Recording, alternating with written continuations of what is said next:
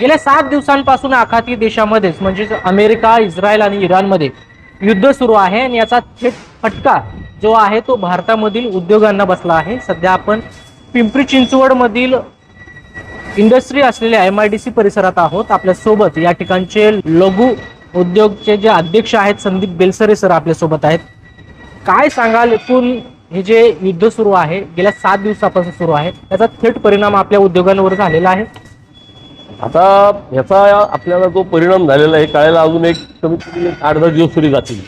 पण आता जे आपल्या इथून जे एक्सपोर्ट होते म्हणजे निर्यात होती आणि आयात पण होते, तर ती जे आपले उद्योजक आहेत त्यांच्यावरती त्याचा फटका नक्की जाणवायला लागलेला आहे. कारण आज जो माल तयार आहे म्हणजे निर्यातीसाठी, म्हणजे अमेरिका असेल किंवा युरोप असेल किंवा बाकीच्या बाजारपेठा असतील, या ठिकाणी जो निर्यातीसाठी माल तयार आहे त्याची निर्यात पूर्णपणे थांबलेली आहे. काही लोकांचे कंटेनर आपल्या JNPT पोर्टला अडकलेले आहेत. काही लोकांनी जर 15 दिवसापूर्वी जे मटेरियल निर्यात केलं होतं ते कुठल्या ना कुठल्या तरी बंदरावरती किंवा कुठेतरी ते जगामध्ये अडकून पडलेलं आहे. त्याचबरोबर आयात सुद्धा आपल्या इथं भरपूर प्रमाणात होती. तर आयातीच्या बाबतीत सुद्धा भरपूर लोकांना जे आयात करून जे मटेरियल लागतं, इलेक्ट्रॉनिक्स असेल किंवा धातू असेल किंवा बरेचसे ॲलॉय स्टीलचे मटेरियल असेल, त्याच्यामध्ये पण भरपूर फरक पडला आहे. आणि याचा परिणाम जरी युद्ध असंच जर चालू राहिला अजून 15 दिवस तर खूप मोठा फटका आपल्या इथल्या उद्योगांना आणि लघु उद्योगांना बसतो. परंतु जे बाहेरून मटेरियल येणार आहे त्याचा तुटवडा देखील भासू शकतो. तर तुटवडा तर 100% भासतोय.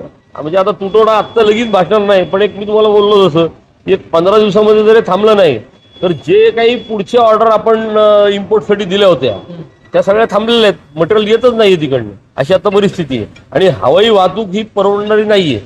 म्हणजे एअर कार्गोनी मटेरियल आणणं किंवा निर्यात करणं हे परवडण्याच्या पलीकडचं आहे. त्यामुळं सगळं 15 दिवसांनी तर ठप्प होईल निर्यात आयात, अशी परिस्थिती आहे. परंतु याचा थेट जो परिणाम आहे तो तुमच्यावरती होईल, तुमच्या ठिकाणचे जे कामगार आहेत काम करणारे त्यांच्यावरती होऊ शकतो. कारण आता आमच्याकडे जे मटेरियल काही अल्युमिनियम बऱ्याच प्रमाणात लागते, तर त्याचं त्या मटेरियलवरती परिणाम होतो. तो बाहेरून येत नाही आहे मटेरियल, आणि जे इथं आहे त्याचे रेट खूप वाढले. जे किलोला 100 ते 150 रुपये रेट मटेरियलचे वाढले आता त्या कंडिशन. त्यामुळे आम्हाला ऑर्डर अगोदर घेतलेले आहेत आणि या मटेरियलच्या रेटमुळे ते घेणं परवडत नाही सध्या, ही परिस्थिती आहे. परंतु आता या युद्धामुळं मटेरियल मध्ये जे आहे ते किमती वाढू शकतात, तुटवडा भागू शकतो. तर आता पर्याय म्हणून काय आहे, कोणाकडं आवाहन करताय आणि काय सांगणार सरकारला? आता सध्या रॉ मटेरियलचे म्हणजे कच्च्या मालाचे जे हे रेट आहे ना भयंकर वाढलेले.